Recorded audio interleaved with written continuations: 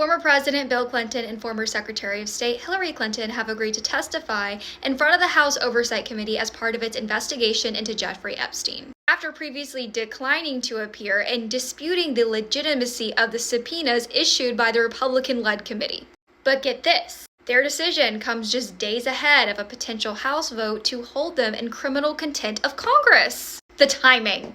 Anytime a story like this breaks, I want to see how the left versus the right is covering it, so I'm going to be using the bias comparison tool on Ground News. Left-leaning outlets are framing this as a stunning change of heart, some suggesting the Clintons finally blinked under pressure from a looming contempt vote, also while characterizing the investigation as politically motivated. Meanwhile, right-leaning coverage paints a very different story, portraying the Clintons as caving or bending the knee to Comer, often using far more emotionally charged language. Yeah, that checks out.